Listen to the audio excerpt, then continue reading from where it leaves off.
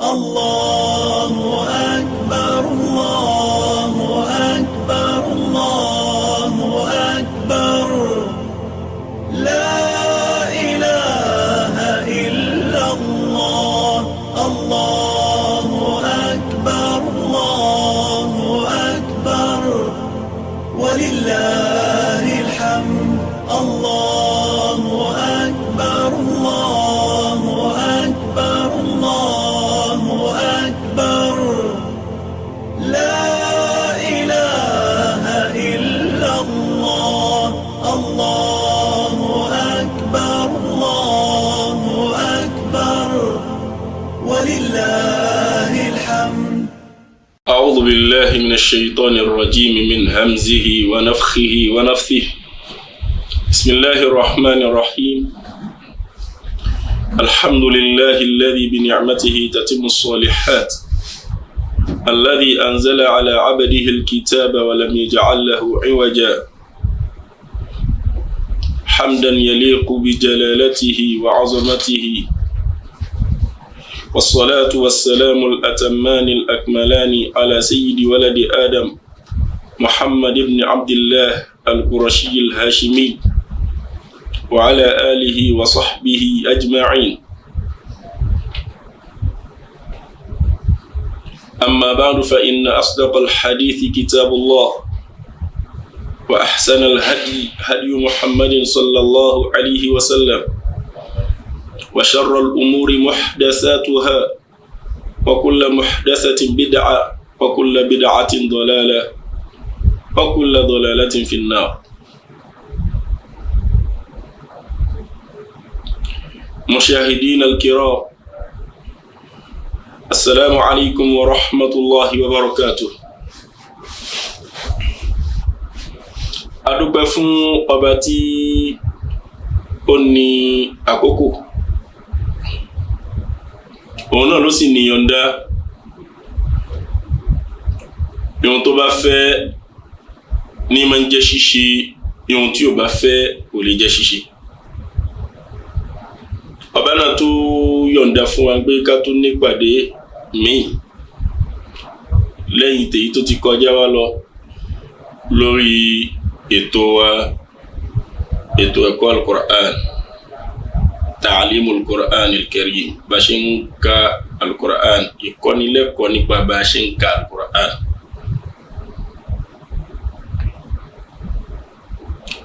Ọba tí ó yọ̀ǹda pé a máa ń nípàdé yìí, àtọ̀ ọlọ́dọ̀ ọba náà kó fi àlùbáríkà sí ìpàdé náà fún wa, kó máa ṣe eléyìí láṣẹ mọ́. A kí gbogbo ẹ̀yin olólùfẹ́ wa ní iléeṣẹ́ Sunna TV Yorùbá tó kalẹ̀ sí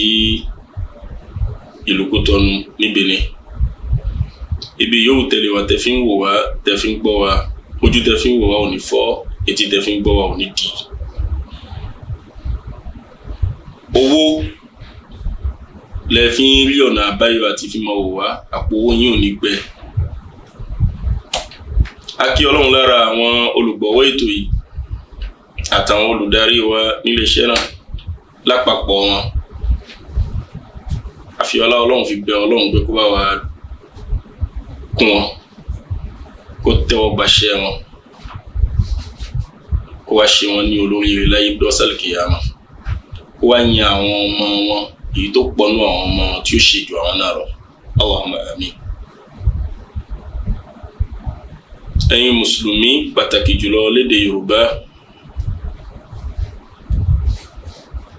àyè pọ̀ tẹ́ tí ń wò wá. Gbogbo ìgbà tí Ọlọ́run bá ti ní pé kí ẹ máa gbé àga yín, gbé ẹ jókòó, ẹ fẹ́ wo ẹ̀rọ amóhùnmáwòrán tẹ́ wá fi ń wo iléeṣẹ́ Sunna TV, ẹ máa wò ní wíwo ẹni tí fi ń ṣe ìbádà, ẹni tí fi ń wá ìsúnmọ́ Ọlọ́run,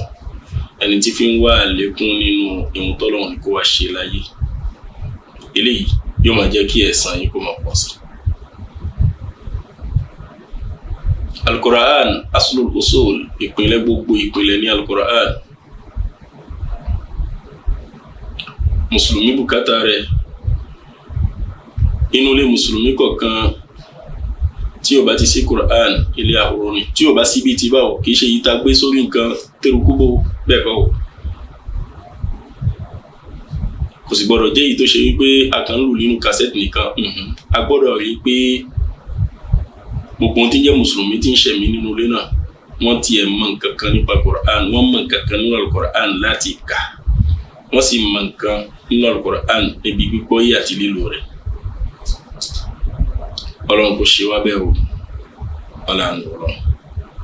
orí pọ̀ tí ń retí gbogbo Al-Quran lálùkìyàmà tí wọ́n ti máa jẹ látàyè bí kan tó bọ́ sálùkìyàmà lábẹ́ bẹ́ẹ̀ ìgbìyànjú wa ẹ má jẹ́ kó mẹ́hẹ̀ ẹ má jẹ́ akọ́lẹ̀ ẹ jẹ́ á ní tẹ̀síwájú ẹ̀kọ́ nípa bá ṣe ń ka Al-Quran àti ń kọ́ bọ̀ ọjọ́ ti pẹ́ àwọn ìdájọ́ tá a sì ti kọ́ lórí bá ṣe ka Quran tí ó yanjú ó pọ̀ dáadáa èyí tá a wá mọ́ fi ń pẹ̀lú rẹ̀ bóyá kó lè mú ìrọ̀rùn àti àgbọ́yé wá fi kún òun náà ni kíkà tí a máa ń ka àwọn súrà a sì ti wá gbé lórí àwọn súrà tí ó ń bẹ lọ́wọ́ ọ̀sàlẹ̀ tí máa ń sábà mú rọ̀rùn dání fún gbogbo ẹnikẹ́ni láwọn súrà tí àwọn àyà wọn àgùn àfi wọn ń dàgbàsókè bẹ́ẹ̀ díẹ̀ a sì ti ké kọjá iṣu kan gẹ́gẹ́ bá a ṣe máa ń pè é lẹ́ni a fẹ́ tẹ̀síwájú nínú Suratu Al-Mutaffifin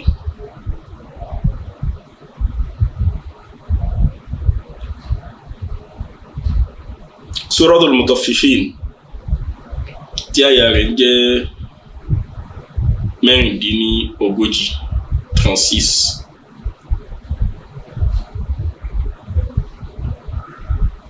taba gbé Quran láti Suratul Fatiha Baqara taba ń kà bọ̀ Mutaffifin ó máa jẹ́ 83e surat nínú àwọn ìdájọ́ tá ti kọ́ èyí tó pọ̀ níbẹ̀ nínú súra yìí níbi gúnnà ni o níbi madu ni ó pọ̀ tá ti kọ́ tá lè rí lò nínú súra yìí ẹ jẹ́ àjọmọ bára wa ká lọ kọ́lọ́n kó jẹ́ kó ṣe gbogbo wa ní àǹfààní mo fẹ́ kà pẹ̀lú Qat'ul Jami' kí la pè ní Qat'ul Jami' ń pè a'udhu billah ìmẹ̀nu dúró ń pè bismillah ìmẹ̀nu dúró ń wá bẹ̀rẹ̀ súra. أعوذ بالله من الشيطان الرجيم بسم الله الرحمن الرحيم ويل للمطففين الذين إذا اكتالوا على الناس يستوفون وإذا كالوهم أو وزنوهم يخسرون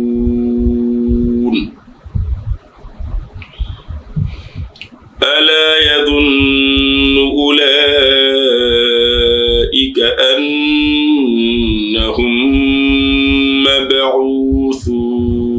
مبعوثون ليوم عظيم يوم يقوم الناس لرب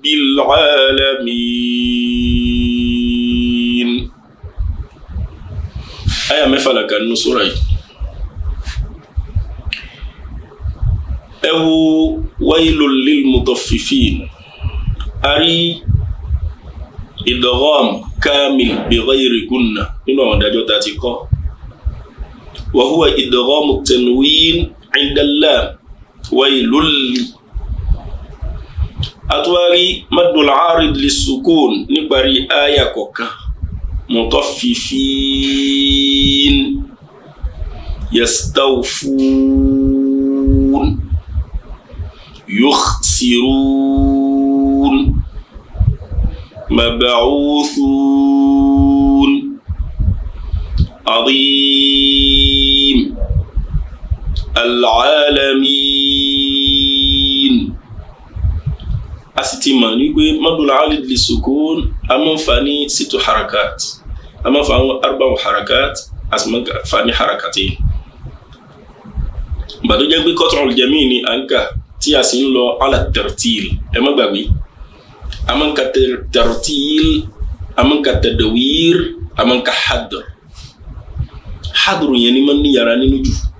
تدوير يرانا من واكي بطوتي حضر ترتيل إفرابالي òun làwa sì fi ń kẹ́kọ̀ọ́ ní iléeṣẹ́ Sunna TV Yorùbá tá fi ń kọ́ Kùránì wa kíkà tó bá ṣe wípé mo fẹ́ pa àyà àkọ́kọ́ pẹ̀lú èkejì pọ̀ ní madul arid li sukun ní jáde mọ́ bẹ́ẹ̀ náà ní fẹ́ kẹta ẹ̀kẹrin yóò di wailul lil mutaffifina alladhina idha iktalu ala an-nasi yastawfuna wa idha kaluhum aw wazanuhum yukhsirun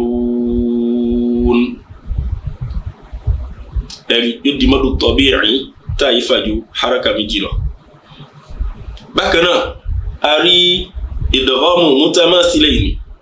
arafi méjì tó jẹ́ nǹkan kan náà tá gbé kan wọnú ọ̀kan wa idha kaluhum awwa idghamu mutamathilaini a rí idharul ghunna inda nunil mushaddada ala yadhunnu ó jáde ń bẹ ari maddul wajib al muttasil ulaika ari hamza ó tẹ̀lé harful maddi tó jẹ́ alif ó yẹ ká ṣe maddu ní 5 أو 6 harakat idgham mutamathilin mi taturi annahum idgham mutamathilin ẹ̀rí lára àwọn àdájọ́ ta ti kọ́ tàrí òun nìyẹn ká tó tẹ̀síwájú kalla inna kitabal fujjari lafi sijjin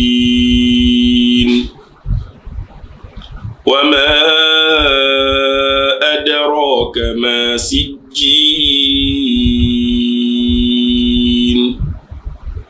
kitabun مرقوم ويل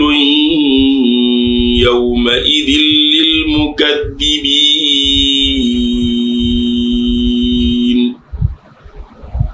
الذين يكذبون بيوم الدين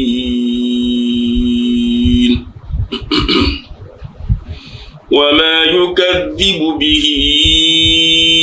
إلا كل معتد أثيم إذا تتلى عليه آياتنا قال أساطير الأولين نعم آية méje la tún kà yìí nínú àwọn ìdájọ́ tá kọ́ kalla inna kila kon akbeni almaddu aljaiz almunfasil kalla harfu almaddi alif wa ambe inna hamza tali amani no ara ninu bolon watoto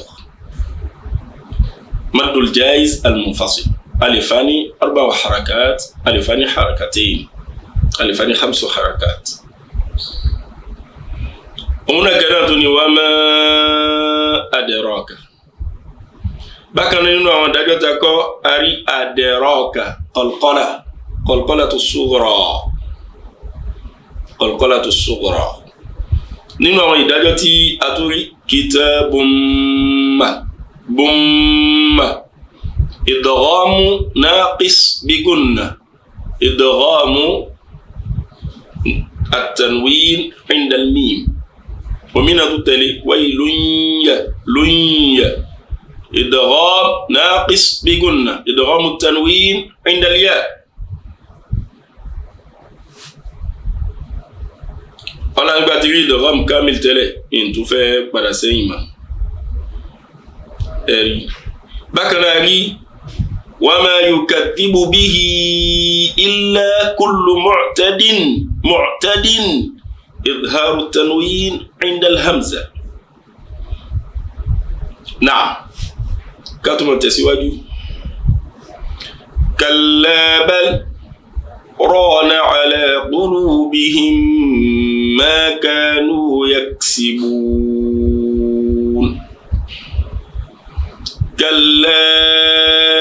إنهم عن ربهم يومئذ لمحجوبون ثم إنهم لصالو الجحيم ثم يقال هذا الذي كنتم به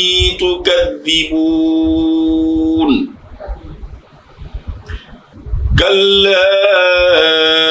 إن كتاب الأبرار لفي عليين وما أدراك ما عليون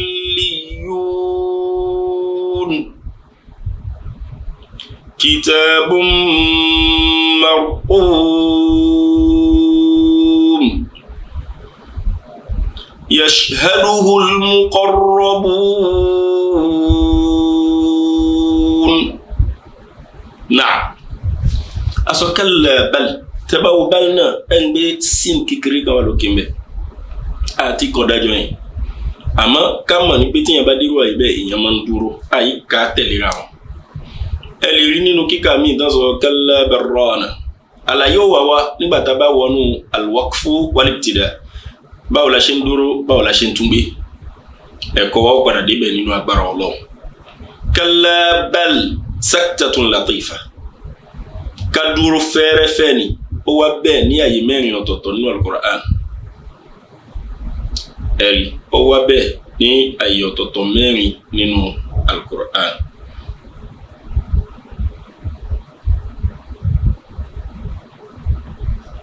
bákan náà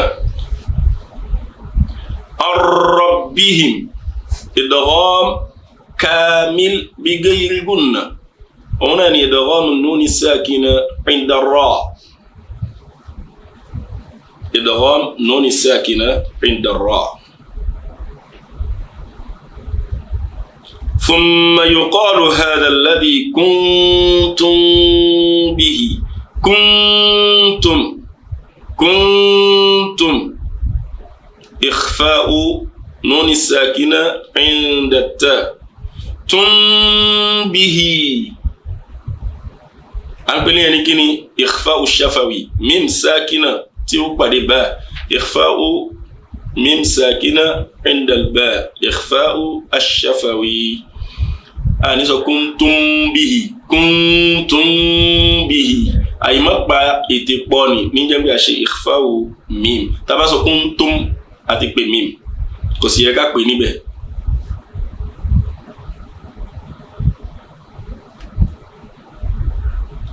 ọ̀pọ̀lọpọ̀ àwọn èyí ta tó lè rí àti sọ kọjá ẹjẹ́ àtẹ̀síwájú. إن الأبرار لفي نعيم على الأرائك ينظرون تعرف في وجوههم نضرة النعيم يسقون من رحيق مختوم ختامه مسك وفي ذلك فليتنافس المتنافسون ومزاجه من تسنيم عينا يشرب بها المقربون. Naam, tí a bá wo bẹ̀ nísìnyí ọ̀pọ̀lọpọ̀ àwọn ìdájọ́ tá ti ń sọ kọjá tẹ́lẹ̀ òun náà látún rí ala al-ara'iki al-madd al-wajib al-muttasil ara'iki yanzurun ikhfa'u an-nun as-sakina inda az-za يسقون من رحيق إدغام النون الساكنة عند راء إدغام بغير قلنا رحيق ما إدغام التنوين عند الميم إدغام بقلنا ختامه مسك إدغام تنوين عند الواو إدغام بقلنا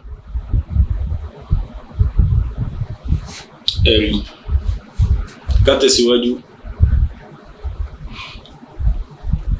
إن الذين أجرموا كانوا من الذين آمنوا يضحكون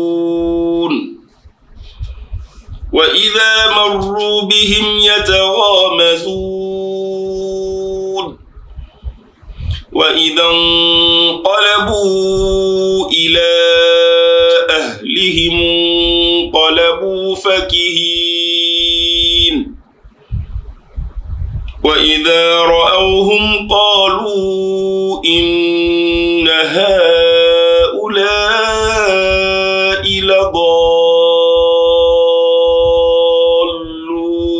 لضالون وما أرسلوا عليهم حافظين فاليوم الذين آمنوا من الكفار يضحكون على الأرائك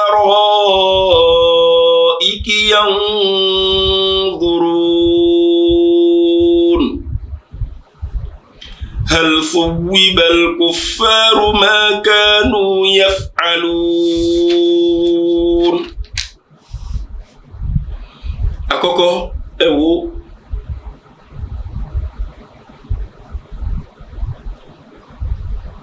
إن الذين أجرموا قلقل الصغرى للجيم كانوا من الذين آمنوا يضحكون ضدني يضحكون أقوام يمنك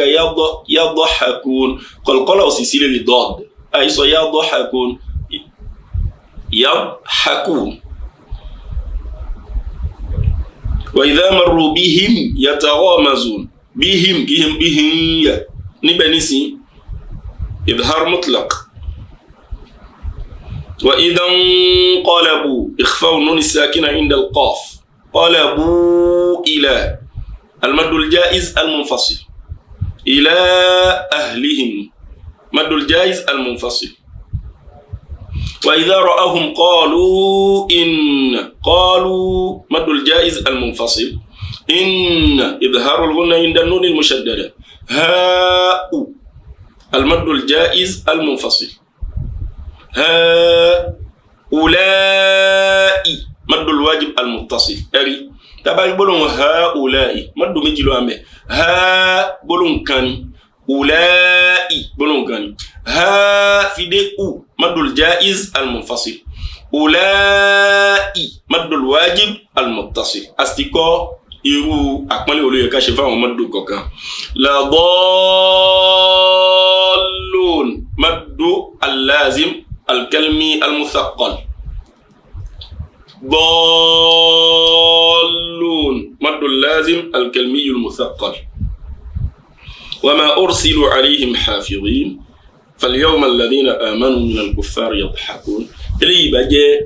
ملو كان نينو àwọn ìdájọ́ tí a ti kọ́ nínú tajwid lórí báwo la ṣe ń ka al-Qur'an nínú suratul Mutaffifin a tún máa ní tẹ̀síwájú nínú suratul Infitar. Allahu akbar, Allahu akbar, Allahu akbar. La ilaha illa Allah. Allahu akbar, Allahu akbar. Walillahi alhamd. Allahu akbar, Allahu akbar, Allahu akbar. La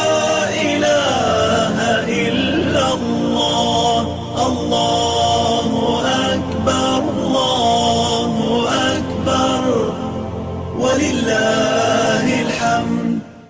Suratul Infitar òun ni sura 82 méjìléní-ọgọ́rin tá bá gbé láti alif Suratul Fatiha àti Baqara. Aya tí ń jẹ́ mọ́kàndínlọ́gbọ̀n mọ́kàndínlógún 19 afwan mọ́kàndínlógún.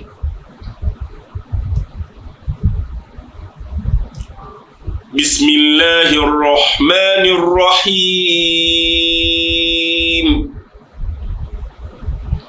Idha as-samaa'u infatarat wa idha al-kawakibu intatharat wa idha al-biharu fujjirat وإذا القبور بعثرت علمت نفس ما قدمت وأخرت يا أيها الإنسان ما غرك بربك الكريم الذي خلقك فسواك فعدلك في أي صورة ما شاء ركبك كلا بل تكذبون بالدين وإن عليكم لحافظين كراما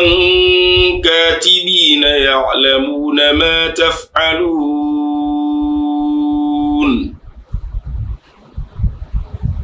Àkíyèsí tá lè kóra wá sí ọ̀pọ̀lọpọ̀ àwọn ohun tá a fẹ́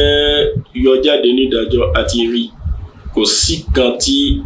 a tún lè yọ ń bí tá àti rí nínú àwọn èyí tí nínú àwọn Suratul Mutaffifin tá ti kà kọjá. Nǹkan kan máa ń ṣẹlẹ̀ táwọn èèyàn máa ń ka Al-Qur'an ẹ wo idha as-samaa'u infatarat à ń gbé tá tó bá sọkún lọ́wọ́ ní parí wa idha al-kawakibu intatharat àti pàkíyèsí ara wa sí rí àtúntún sọ tòun náà ni pé àwọn ẹlòmíì ò ka idha as-samaa'u infatarat wa idha al-kawakibu intatharat wa idha al-biharu fujjirat àbí àwọn ẹlòmíì ò ka ní kíkà idha as-samaa'u infatarat wa idha al-kawakibu intasarat wa idha al-biharu fujjirat. Gbogbo àwọn ìṣesí ni yóò máa dúndùn ìṣìnkàkà. Tábà sọ idha as-samaa'u infatarat ẹlẹ́gbẹ́ pé a ti so sin fẹ́rẹ́fẹ́ kan mọ́ táàní ni tí ò sì rí bẹ́ẹ̀. A bá ti sọ idha as-samaa'u infatarat bí ẹni pé à ń ṣe kọ̀lkọ́là ìkíní kejì kò wọlé nínú nǹkan kíkà. Idha as-samaa'u infatarat kó dúró sórí ahọ́n. Eléyìí náà ló jẹ́ àkíyèsí tí ó pàtàkì tí a lè pe ara wa sí ní ibi fi kún pé gbogbo àwọn nǹkan tí a ti ń yọ nínú àwọn ìdájọ́ tó ń kún kan náà ní àgbàrá ẹ̀kọ́ jáǹbì. Innal abrara lafi na'im wa innal fujjara lafi jahim yaslawnaha yawma ad-din wa ma hum 'anha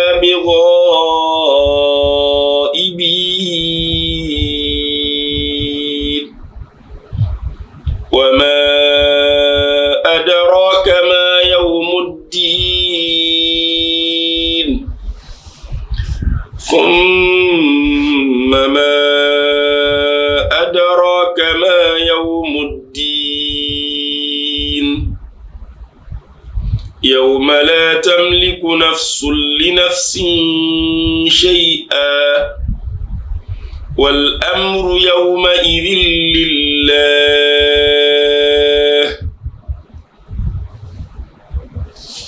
Aka Suratul Takwir Suratu Takwir aya ọ̀kànléní ọgọ́rin aya sura ọ̀kànléní ọgọ́rin sura 81 táyà tí ń jẹ́ mọ́kàndínlọ́gbọ̀n 29. Bismillahir Rahmanir Rahim. Idha ash-shamsu kuwirat wa idha an-nujumu kadarat wa idha al-jibalu suyirat wa idha al-'isharu 'uttilat wa idha al-wuhushu hushirat wa idha al-biharu sujjirat wa idha an-nufusu zuwijat wa idha al-maw'udatu su'ilat bi ayyi dhanbin qutilat wa idha as-suhufu nushirat wa idha as-samaa'u kushitat wa idha al-jahimu su'irat wa idha al-jannatu uzlifat alimat nafsum ma ahdarat bi ayyi dhanbin qutilat. Dhanbin ari mim kékeré kan bẹ̀ tí ń tọ́ka sí pé ìkìláàbù ṣẹlẹ̀ ń bẹ̀. Ìkìláàbù ìyẹn ni pé ayé nùn náà sí mím. Ìrun tá ń pè ní ìkìláàbù káyé nùn sákínà àbí tẹ̀nwìn káyé sí mím káwá gbé mím náà pamọ́. Báwo la máa ń gbé mím pamọ́ gbà? Ètè òní papọ̀. Àwa ní bi ayyi dhanbin bi ayyi dhanbin qutilat. Naam, atẹ̀síwájú. Fala uqsimu bil khunnas al-jawaril kunnas wal layli idha as'as was subhi idha tanaffas innahu laqawlu rasulin karim dhi quwwatin 'inda dhil 'arshi makin muta'in thumma amin wa ma sahibukum bimajnun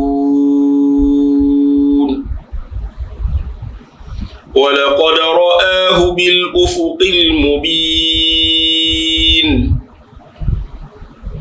wa ma huwa 'ala al-ghaybi bidanin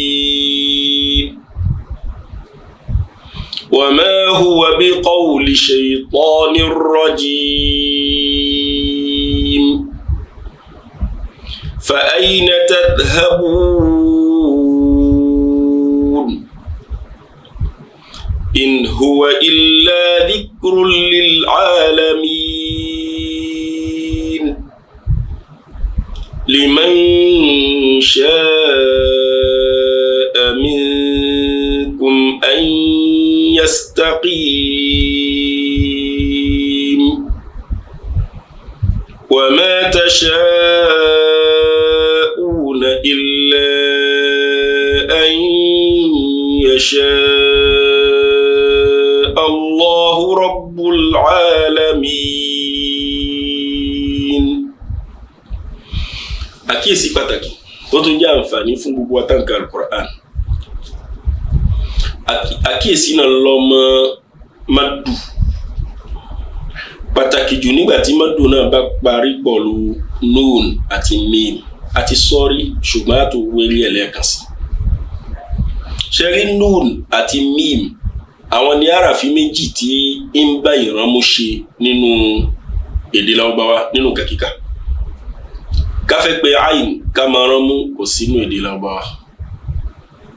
ká fẹ́ pé ghain ká máa rán mú kò sínú èdè Lárúbáwá bẹ́ẹ̀ náà ni ọ̀pọ̀lọpọ̀ àwọn àràfí mi nígbà tá bá ń ka nǹkan lọ su pàtàkì jùlọ níbi fífà a rí ọ̀pọ̀ èèyàn tí wọ́n bá ń ka Al-Qur'ani lọ tí wọ́n dé àyè fífà ìrànmú máa ń wọnú ẹ̀ tí ó sì yẹ kó rí bẹ́ẹ̀ gbogbo ohun tí ń jẹ́ mọ́dù láyé kò gbọ́dọ̀ níṣe pẹ̀lú ìrànmú ẹ wo lápèjúwe ìgbà tá ń ka sura yìí lọ a ní wa ma sahibukum bi majnun ẹ wo wa ma sahibukum bi ṣẹ́rí ma min fatha ma ìrànmú ni nítorí gbára fi ìrànmú ni mí ma jẹ́ nù yóò dùn nímú níbi lù ìbẹ̀rẹ̀ àmọ́ fífa rẹ̀ yóò jáde kó nínú nù yóò di máa jẹ lóòdù máa jẹ lóòdù ó já sí pé fífa náà ò ní jẹ́ imú àmọ́ nù òun ó dùn nímú ìparí ẹ̀ máa jẹ ìrànmú lòun náà gbogbo ìgbà tí madul arid li sukun bá fẹ́ parí sórí mim àbí nun ẹ jẹ́ ká máa ṣọ́ra kó má máa wọnú ìrànmú wa ma huwa ala al-ghaybi bidanin ẹlòmí ò kàbẹ̀ àṣìṣe ni bidanin kò gbọ́dọ̀ jẹ́ bẹ́ẹ̀ bidanin